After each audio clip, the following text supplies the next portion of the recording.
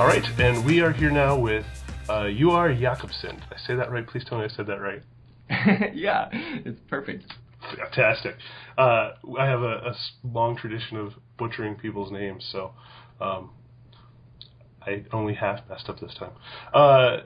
So you're here to help us talk about some of the you're half of the team that will be talking at the boot camp. How many of you guys are making Rainworld? It's actually just the two of us.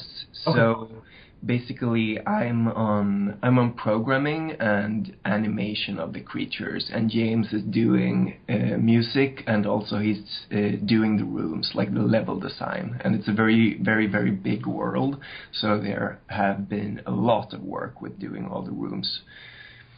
Awesome. Yeah, no, I'm. So you guys have been working on Rainworld now for how long? Ooh, that depends a little bit on how you count, I guess. I started the project as sort of like a side project on the side of school back 4 years ago.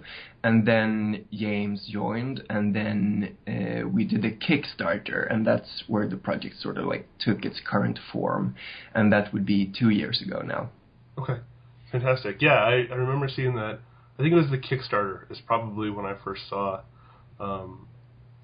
and man, your guys' Slug Hat is super appealing, and I love how it moves. And you find out it's like procedural, and we'll let you talk about it. So I guess obviously your guys' talk is going to be about about a lot of the animation process for the game, but if you kind of want to give a little bit of more insight into what it is you guys are doing, obviously not the whole thing, because then why would somebody come to the talk, right? But if you want to kind of give us some insight into kind of what it is you guys are doing there, that'd be great. Yeah, definitely.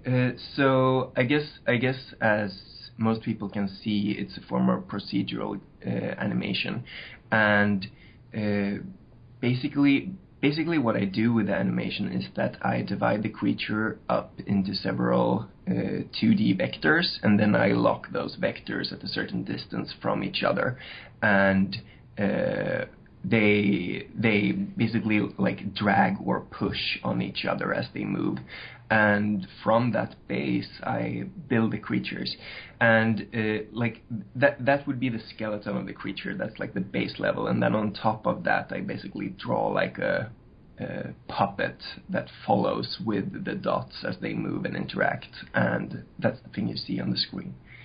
So yeah, no, it's really This is why I get excited about GDC and the boot camp is you know, I'm a lot of animators, you know, kind of come from more of the art side of things, and then you see something like what you guys are doing that is still incredibly aesthetically appealing, but obviously you're coming from more of a technical side, and starting to see all these things come together is what gets me super excited, because I love seeing how somebody who didn't necessarily learn about animation in like the traditional way of studying, you know, all of the Disney techniques and stuff like that, but still end up in a place where those fundamentals and those principles obviously were observed, but on your own is really exciting.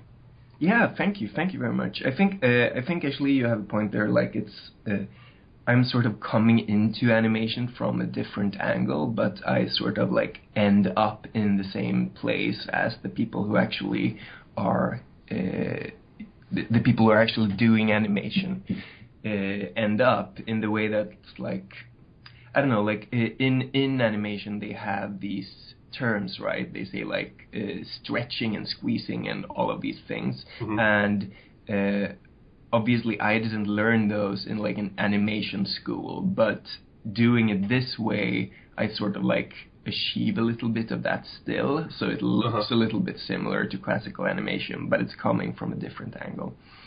That's cool.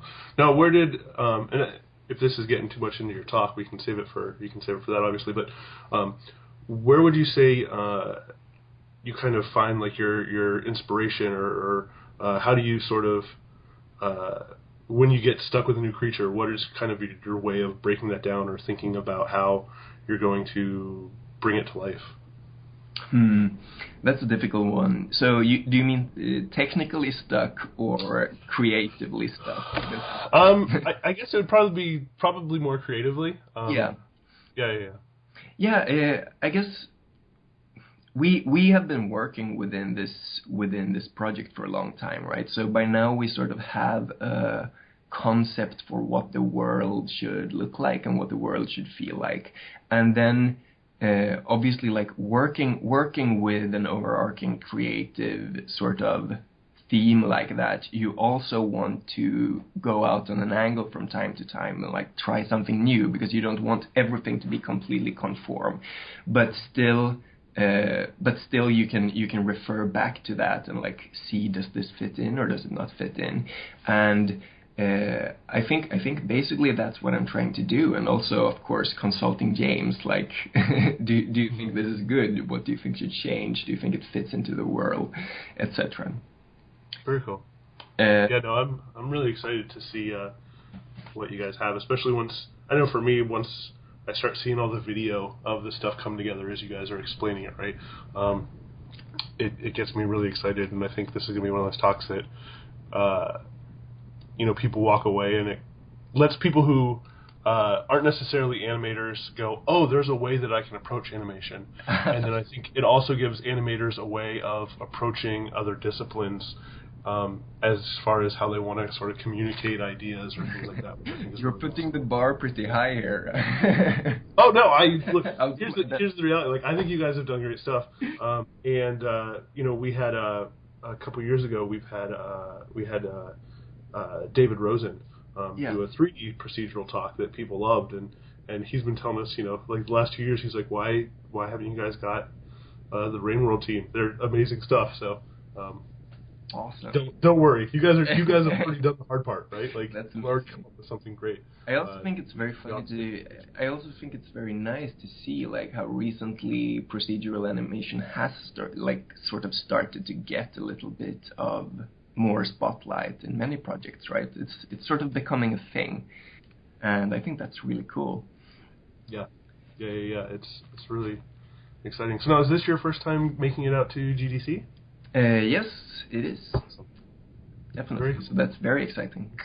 Yeah, it's definitely a good time getting to see all the stuff that goes on out there. So I'm glad that we get to help be part of your first GDC experience.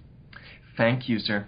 Yeah, it's definitely going to be cool because I don't know, James and I, our way of working is very solitary. Like we just sit and churn it out, and just going somewhere where people are doing similar things and meeting some people like that would be a great experience. So I'm really looking forward to it.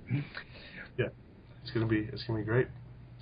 All right, well, I'll let you go. I know you're far enough ahead that you're probably hitting close to dinner time. So. It's been great. I look forward to getting to meet you in person and getting to see more of your talk and everything. Yep. See you in a few weeks then. Yep. See you then. All right. Bye.